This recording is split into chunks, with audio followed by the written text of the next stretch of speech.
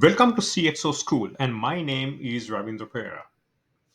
Today, we are going to dive into a very interesting topic, which is at the top of the enterprise jargon. Enterprise architecture is in the agenda of every CXO. TOGAF, or the Open Group Architecture Framework, is more comprehensive than any other framework in the industry, which focuses on overall architecture of an organization, including business, application, data, technology, and many more. It provides methodology for designing, planning, implementing, and governing enterprise information architecture. So let's summarize. Enterprise architecture focuses on innovation, reuse, and effective change. Obtaining 90% on a foundation exam for TOGAF and 95% on scenario based exam was not an easy task for me. The only secret is knowing your basics well and having an inquisitive mind to question the so called common beliefs and assumptions. Having a firm foundational knowledge takes education and TOGAF Enterprise Architecture Foundation and Practitioner Exam grounding so much better. Enterprise architecture sounds interesting, but what's TOGAF? TOGAF is an enterprise architecture framework used widely. It's a framework like the Zachman framework. I'll be hosting few more videos in deep on TOGAF, but this is just the introduction for the inquisitive and aspiring CXOs out there just like you. So let's see. It says the TOGAF standard is a framework for enterprise architecture. It may be used freely by any organization wishing to develop an enterprise architecture for use within the organization. So, this TOGAF architecture is free for use. So, you may see what TOGAF standard is all about just below, but let's get into the weeds. 8 out of 10 employees of an organization wouldn't know the very definition of an enterprise. Let's dive in a bit deep into it a bit later. But a layman's definition of an enterprise might be, hey, it's a startup or a small size mom and pop shop or a medium sized company, large size company or conglomerate. But TOGAF defines enterprise as any collection of organizations that have common goals. We all know what architecture is, but TOGAF defines architecture as the structure of components, their interrelationships, and the principles and guidelines governing their design, evolution, and evolution over time. So let's see some examples of an enterprise. As we know, enterprises come in all shapes and sizes. It might be a startup, it might be a mid sized company, it might be a large scale company, group of companies, which is called also a conglomerate. The very definition of an enterprise can change, but the common characteristic is that it has common set of goals. TOGA specifically calls out the enterprise architecture can be either applied for an entire enterprise or to one or more specific areas of an enterprise. Or it also says an enterprise may include partners, suppliers, customers as well. So we might be thinking, okay, we are talking about only an enterprise. No, the enterprise does not exist on its own. So if you focus on the green circle, a whole corporation or a division of a corporation. So it doesn't have to be an entire uh, corporation, it can be a division as well. So the red circle says a government agency or a single government department. It can be a single government department or a non-government department, a profit making or a non-profit making entity. The yellow circle says a chain of geographically distant organizations linked together by common ownership. It is very self-explanatory. And the Blue Circle says partnership and alliances of business working together, such as consortium or supply chain. So, the organization or enterprise, as we call it in the TOGAF language, enterprises come in all shapes and sizes. I think the focus of enterprise within the TOGAF or the enterprise architecture is that enterprises to have a common set of goals. As an aspiring CXO, it's vital that we know industry leaders and how they define what enterprise architecture is. So I'm going to give you two definitions that Gartner and DODAF, how DODAF defines this. You might wonder what is DODAF. So for your information, I've given what DODAF is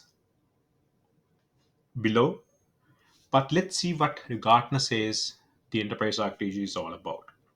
So the Gartner says the process of translating business vision and strategy into effective enterprise change by number one, creating, number two, communicating, number three, and improving the key principles and models that describe the enterprise's future state and enables its evolution. DODAF says a set of abstractions and models that simply and communicate complex structures, processes, rules, and constraints to improve understand implementation, focusing, and resourcing. So these are the enterprise architecture definitions that we have. They are not mutually exclusive and can be used in conjunction with one another. So don't think that DODAF is one and TOGAF is another. TOGAF and DODAF are not mutually exclusive. So DODAF is primarily concerned with the description of architecture via a set of views. We learn what views are, what viewpoints are on later videos. TOGAF offers a standard vocabulary for creating and consuming architectural material and includes an architecture development method for architecting. So that is the most important thing. Let's now see why is this important? Why is enterprise architecture important? We spoke about enterprise architecture, TOGAF, DODAF. You might be wondering what's going on.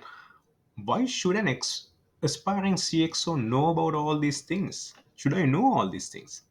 Number one, innovation can happen in isolation. The innovation that stays hidden within a department doesn't really impact an organization to gain an edge in the market. I'd suggest you refer back to the videos of evolution of systems in CXO school in the systems playlist, evolution of systems. So if we actually talk about departmental solutions, then we know that innovations might actually happen in silos.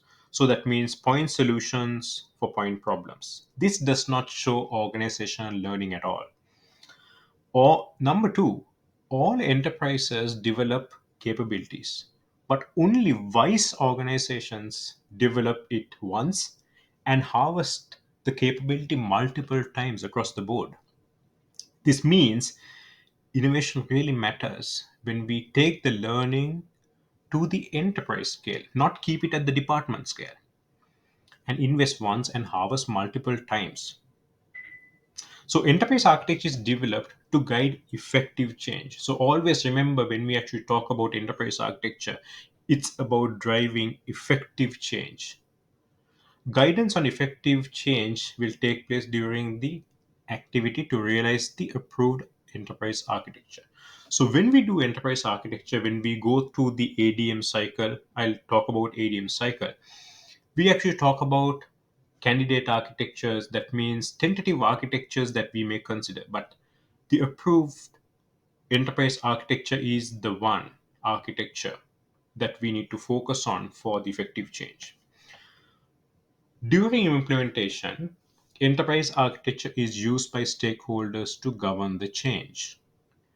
Let's read it again. During implementation, enterprise architecture is used by stakeholders to govern the change.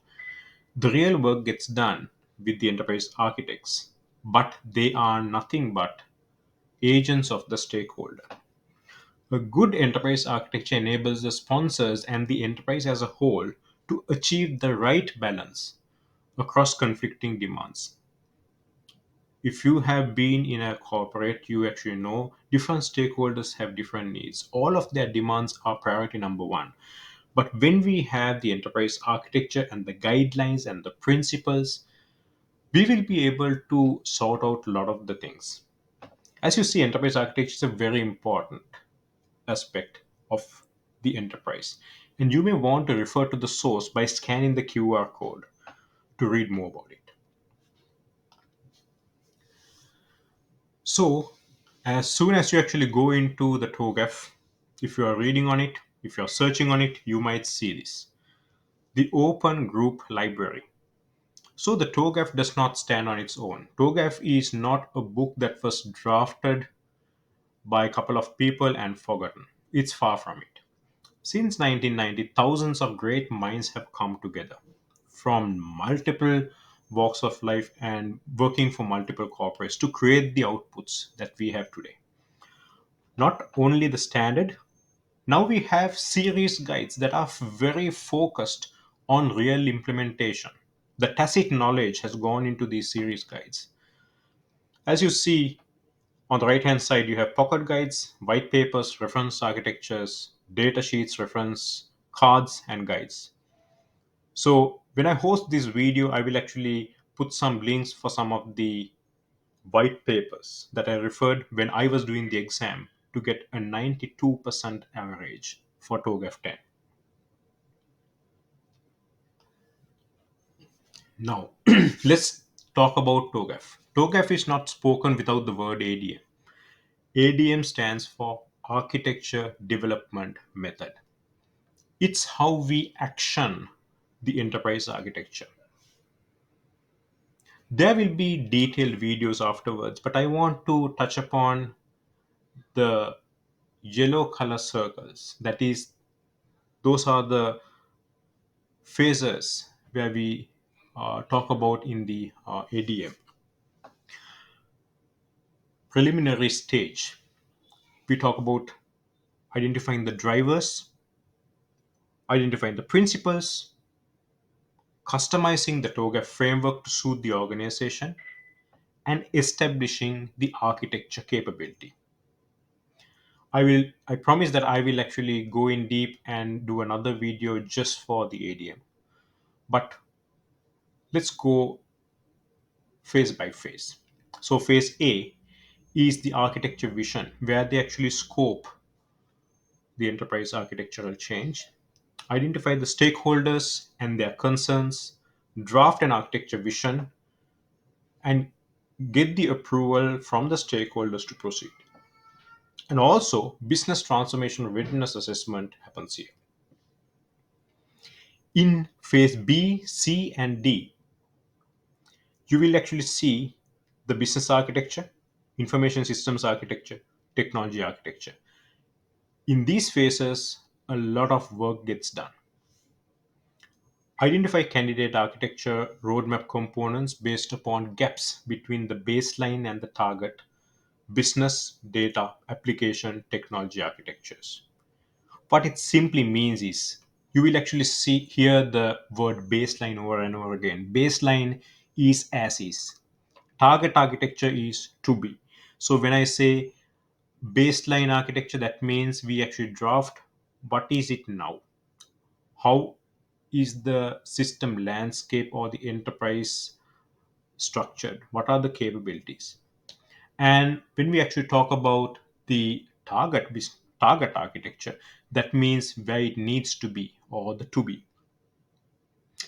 In E, options are presented to the stakeholders. So in phase B, C, and D, we come up with several options so that we satisfy different stakeholder needs and wants. But when it comes to E, options are presented and we actually try to finalize on a way forward. That means we have candidate architectures, we have potential alternatives. But when it comes to E, we focus and say, hey, this is what we are going to do in the future. So options are presented to the stakeholders and we finalize an option. In E, 80% of work is done by the enterprise architects and 20% by the PMO. Why? Because there is more enterprise architecture work in here, whereas we are on the verge of planning out and doing a breakdown. But when it comes to F, always remember 20% of EA's work in the migration phase and 80% PMO. So when we actually select the way forward in phase E, when it comes to phase F, we try to do a breakdown, identify the dependencies. So a lot of work gets done in F because we are just about to start. In G, phase G, implementation of architecture happens here. So implementation of architecture happens here. That means it aligns with the agile software development, ensure conformance with the target architecture by implementing projects. Let's go for phase H, which is architecture change management. So let's focus on 3 points. Number one, architecture development cycle is maintained in phase H. Number two, architecture governance framework is executed in phase H. Number three, enterprise architecture capability meets the current requirements. So when implementation governance happens in phase G, the real implementation happens and the governance also happens here, but the framework really gets executed in phase H. And requirements management. Just think about a librarian. Requirements management phase is just like a librarian. So TOGAF places requirement management and stakeholder engagement at the center of architecture development method. Right? Effective requirements management is dependent upon clear traceability from organization vision, mission, business model, and strategy through the most detailed statement of requirements. So I want to summarize the whole thing for on a uh, five step method.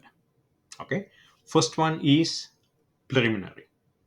Identify drivers, setting the principles, and establishing capability and customizing the framework so that the organization is aligned with the framework that they're going to use. So TOGAF out of the box, we don't have to use TOGAF out of the box. If you have any other frameworks, you have to customize it to suit your organization. Phase A is setting of the vision for change and identifying stakeholders' concerns. Business transformation readiness assessment just to see whether the organization is ready for the change. Otherwise, we invest, but the organization itself is not ready. Phase BCD is about business architecture, information systems architecture, technology architecture.